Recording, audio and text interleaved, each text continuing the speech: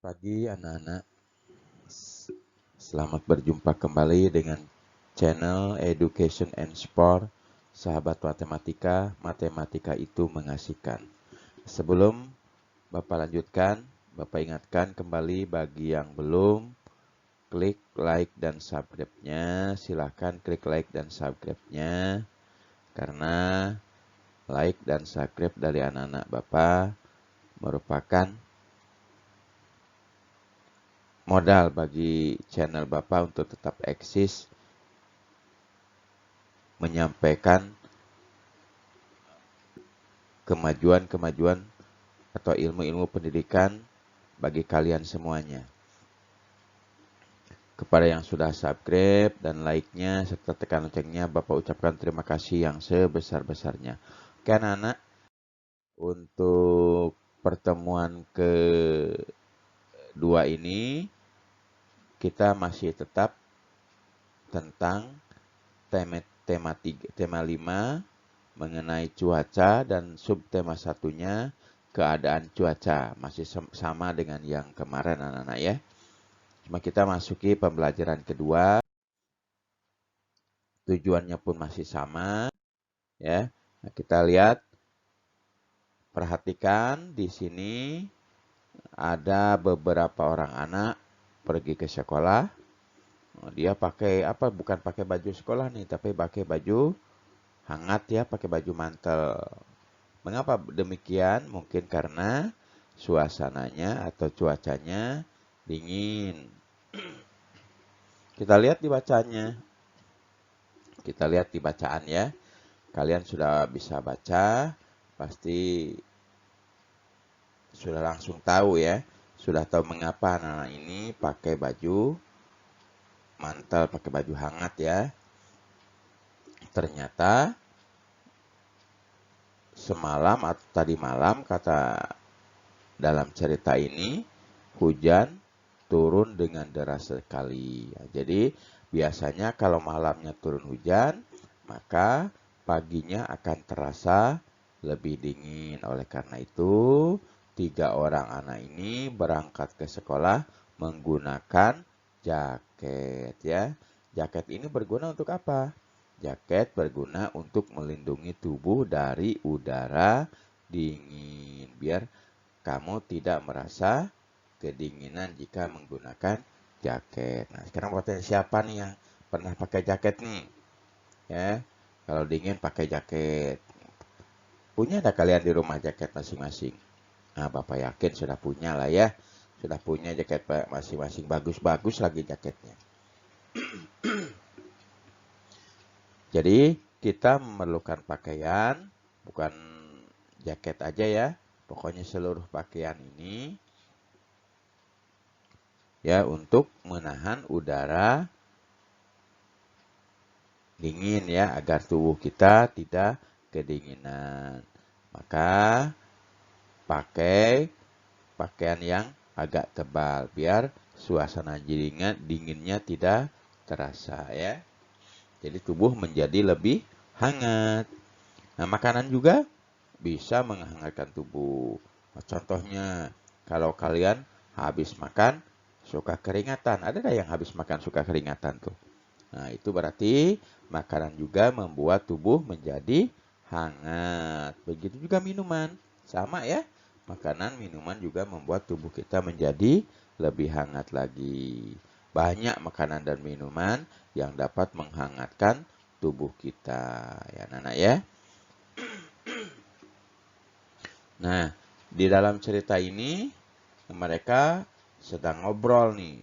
Ceritanya sedang berdiskusi, sedang ngobrol tentang suasana atau acara yang akan diadakan, yaitu festival makanan daerah. Jadi mereka mencoba mencari-cari makanan-makanan daerah yang berasal dari beberapa daerah yang ada di Indonesia ya. Kita lihat. Nah, tuh ya. Karena yang mereka obrolkan adalah makanan tradisional yang ada di Indonesia, maka sebelum kita mencari makanan dulu, berarti ada tugas 2 di sini ya. Ada 2 tugas yang harus kamu kerjakan nanti.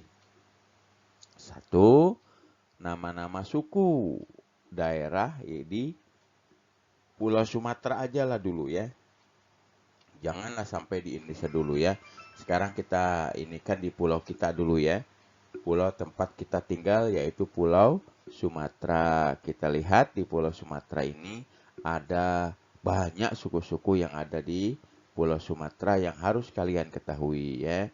Nah, jangan semuanya lah, untuk sementara ini kalian tulis aja 10 nama suku daerah beserta asal provinsinya. Contohnya misalnya suku Minangkabau, dari mana? Dari provinsi Sumatera Barat asalnya gitu ya, anak-anak ya. Jadi misalkan di sini apa tadi? Suku Minangkabau dari provinsinya asal Sumatera Barat. Itu tugas yang pertama ya. Nah, tugas yang kedua adalah yang tadi yang dibicarakan oleh anak-anak yang tadi, yaitu menuliskan makanan-makanan. Kalau ini makanannya seluruh Indonesia aja ya, biar agak banyak, tapi tidak banyak yang diminta, cuma 10 ya. Cuma 10 makanan tradisional yang ada di Indonesia. Berarti ada 2 ya tugasnya ya. 1, tugasnya menulis nama-nama suku daerah atau suku bangsa yang ada di Pulau Sumatera. Yang kedua, menulis nama-nama makanan tradisional di Indonesia gitu ya. Nah, biar kalian lebih tahu, bukan hanya makanan luar aja yang kalian tahu ya, chicken nugget, pizza yang kalian tahu, tapi kalian harus tahu makanan tradisional Indonesia itu banyak sekali. Ada tempoyak, ada gudeg, banyak lagi ya, banyak lagi. Nah, itu kalian nanti cari ya. Misalkan tempoyak ini asalnya dari mana? Daerahnya. Misalkan dari Jambi, ya gitu ya. Dan seterusnya. Nanti kalian cari biar kalian tahu, oh, jadi Indonesia ini kaya sekali ya. Bukan kaya oleh berbagai bahasa aja, tapi makanan tradisional pun beraneka ragam, banyak sekali jenisnya. Oke, anak-anak, kita lanjut.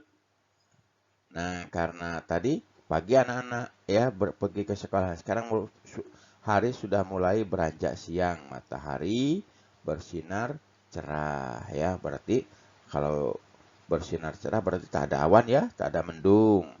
Edo membuka jaketnya. Kenapa dibuka jaketnya? Karena si Edo merasa panas dia, ya. Merasa panas karena mataharinya bersinar cerah. Jadi tak perlu lagi kalau sudah hangat badannya tak perlu lagi pakai jaket ya. Oke, pada pagi harinya cuaca mendung, siang harinya cuaca menjadi panas, sore hari cuaca bisa berubah menjadi hujan. Jadi suasana cuaca setiap harinya selalu berubah-ubah dengan begitu cepat ya. Kemarin kita sudah belajar mengenai cuaca. Apa itu cuaca? Cuaca adalah keadaan udara pada suatu tempat ya yang bersifat sementara ya, yang bersifat sementara, gak lama waktunya, hanya sebentar aja. Itu disebut dengan cuaca. Cuaca terjadi pada jangka waktu tertentu. Misalkan tadi disebutkan pagi mendung, ya, siangnya cahaya matahari terik panas ya, sorenya hujan. Nah, itu berarti cuacanya pada jangka waktu tertentu ya. Keadaan cuaca dapat berubah-ubah. Kita dapat meramal keadaan cuaca. Kita bisa melihatnya ya. Kalian bisa melihatnya, bisa tahu oh sebentar lagi akan hujan dengan melihat apa? Dengan melihat unsur-unsur cuaca ya. Apa sih unsur-unsur cuaca itu apa aja? Unsur-unsur cuaca itu biasanya suhu ya. Kalau mau hujan suhunya menjadi dingin biasanya. Kita bisa melihat unsur-unsur cuaca seperti suhu, kelembaban udara, dan tekanan udara ya. Jadi dengan melihat ketiga unsur tersebut, maka kita bisa meramalkan, oh sebentar lagi akan hujan, sebentar lagi kering, ya gitu ya. Oke, kita lanjut. Kita juga dapat mengamati curah hujan, melihat keadaan awan dan keadaan angin, ya. Unsur cuaca tidak sama pada suatu tempat. Cuaca terjadi pada tempat-tempat yang tidak luas. Kita sering merasakan, misalnya di daerah kalian hujan. Ketika kalian berjalan ke tempat lain yang jaraknya tidak berjauhan, ternyata tidak hujan. Atau di tempat kalian terik panas, di tempat yang tidak jauh dari kalian ternyata hujan. Nah itu ya. Jadi cuaca terjadi pada tempat yang tidak luas. Terjadinya pun pada waktu tertentu, ya kan sudah disebutkan tadi ya sama Pak ya. Nah sekarang kita lihat, coba kalian amati suasana di luar rumah kalian. Apa cuacanya nih? Apakah panas, dingin, atau terik ya? Oke, kalian sudah tahu ya. Nah, kita bahas tadi ada suhu udara. Apa sih suhu udara itu? Ini hanya untuk pengenalan aja ya. Suhu udara adalah ukuran energi kinetik.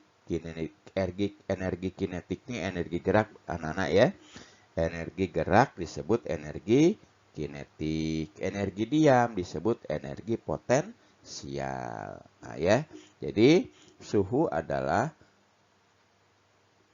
ukuran energi kinetik rata-rata dari pergerakan molekul-molekul. Nah, itu ya. Jadi sekali lagi, suhu adalah ukuran udara kinetik, ya, ukuran energi kinetik rata-rata dari pergerakan molekul-molekul. Jadi tadi Bapak sebutkan energi kinetik. Energi itu ada dua ya, ada energi kinetik, ada energi potensial. Energi kinetik ini energi yang bergerak ya. Energi bergerak disebut energi kinetik. Sedangkan energi potensial disebut juga energi diam ya. Energi diam disebut energi potensial ya. Nah, untuk mengetahui keadaan suhu, kita bisa menggunakan sebuah alat yang namanya termometer ya. Nanti kedepannya kalian bisa belajar lagi termometer ini ada beberapa, ada termometer ruangan, ada termometer badan ya. Kita kedepannya itu ya. Sekarang yang penting kita alat untuk mengukur suhu disebut termometer. Termometer dibuat dengan menggunakan atau berdasarkan sifat-sifat fisik dari suatu zat ya. Bisa zat cair, bisa gas ya, bisa zat padat. Kalau termometer badan ya itu menggunakan energi atau menggunakan zat cair ya. Dia menggunakan air raksa. Nah, kalian sudah tahu enggak bentuk dari termometer badan? Kalau kalian demam, biasanya suka disimpan di ketek kalian bisa ya, atau masukkan ke mulut bisa juga ya, untuk mengukur suhu badan kalian. Kemudian ada lagi tadi selain suhu udara ada kelembapan atau kelembaban ya. Kelembaban adalah konsentrasi uap air di udara. Yaitu pengertian dari kelembaban. Kelembaban udara adalah konsentrasi uap air di udara. Alat untuk mengukur kelembaban disebut higrometer ya. Tadi kalau alat untuk mengukur suhu ya, untuk mengukur suhu udara namanya termometer. Sedangkan alat untuk mengukur kelembaban udara disebut higrometer. Oke, anak-anak ya. Kita lanjut tadi. Ada suhu udara, ada kelembaban udara, ada juga tekanan udara. Apa sih tekanan udara itu? Tekanan udara adalah tekanan yang ada pada suatu lokasi yang disebabkan oleh berat dari udara yang ditarik oleh gravitasi ke permukaan bumi ya. Jadi bumi kita ini punya gaya namanya gravitasi bumi. Yang fungsinya nanti kamu belajar di kelas 4 ya. Kalau dulu di kelas 4 kita belajar gravitasi. Gravitasi itu gaya tarik bumi ya. Setiap benda yang ada di bumi, dia ditarik oleh gaya gravitasi bumi. Sehingga dia atau kita atau benda yang ada di bumi tidak melayang di udara. Tapi dia bisa berjalan, bisa berada di dalam atau di atas tanah ya. Itu disebut dipengaruhi oleh gaya gravitasi bumi. Itu anak-anak ya. Nah, artinya semakin banyak udara yang ada di suatu wilayah, maka semakin tinggi pula tekanan atmosfer ya. Tekanan atmosfernya semakin banyak atau semakin besar atau semakin tinggi anak-anak ya. Terdapat lebih banyak udara di daerah dataran rendah ya. Di dataran rendah udaranya semakin banyak dibandingkan di dataran tinggi. Oke, jadi oleh karena itu daerah dataran rendah memiliki tekanan udara yang lebih tinggi dibandingkan dengan daerah di dataran tinggi ya. Sedangkan alat untuk mengukur tekanan udara disebut barometer. Nah, kalian sudah belajar ya sekarang ya, suhu udara itu apa, alat untuk mengukurnya apa ya. Suhu udara adalah ukuran energi kinetik rata-rata ya yang bergerak yang dari pergerakan molekul-molekul. Alat untuk mengukurnya adalah apa tadi? Termometer. Sedangkan alat untuk mengukur kelembaban udara disebut hygrometer. Dan alat untuk mengukur tekanan udara disebut barometer ya. Kemudian kalian juga sudah belajar tentang energi kinetik dan energi potensial ya, meskipun belum ini kita belum membahas tentang energi kinetik, tidak ada ya kata terlambat atau lebih baiklah kamu mengenal juga ya.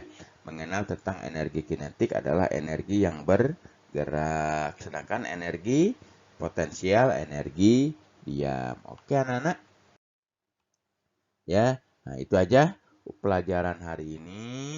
Kita ada tugasnya 2 ya. Tugasnya 2. Yang pertama tadi menyebutkan atau menuliskan nama-nama suku daerah yang ada di Pulau Sumatera. Tugas yang kedua adalah menyebutkan makanan-makanan tradisional yang ada di Indonesia ya. Oke, itu aja untuk pertemuan kedua ini. Nah, sebelum Bapak akhiri, Bapak ingatkan kembali yang belum klik like dan subscribe-nya dan tekan loncengnya, silahkan ditekan like dan subscribe-nya serta tekan loncengnya agar kalian tidak ketinggalan informasi mengenai video pembelajaran untuk kelas 3 ini. Karena kalau kalian tekan loncengnya, secara otomatis nanti begitu Bapak upload video terbaru akan masuk ke pemberitahuan kalian ya. Nah, jika menurut kalian video ini bermanfaat bagi kalian, bagi saudara kalian, bagi tetangga kalian, bagi teman kalian, silahkan bagikan ya. Bagikan atau share video ini bisa melalui media sosial seperti Facebook, WA, Instagram ya. Atau juga bisa langsung aja kasihkan channel atau ya link boleh atau channel dari Education and Support pembahasan ini biar ilmu yang kita dapat bisa atau dapat berkembang ya, dapat diketahui oleh orang yang banyak. Kan anak? Itu aja yang bisa Bapak sampaikan. Nah, sebelum kita akhiri, kita berdoa dulu ya. Silahkan berdoa dulu ya. Mudah-mudahan apa yang Bapak terangkan tadi bisa menjadi ilmu bagi kalian, pengetahuan bagi kalian yang berguna ke depannya. Oke, kalau sudah terima kasih. Bapak ucapkan sekali lagi atas atensinya, atas perhatiannya. bagi channel Bapak ini. Bapak ucapkan sekali lagi terima kasih. Wabillahi taufiq wal hidayah. Wassalamualaikum warahmatullahi taala wabarakatuh.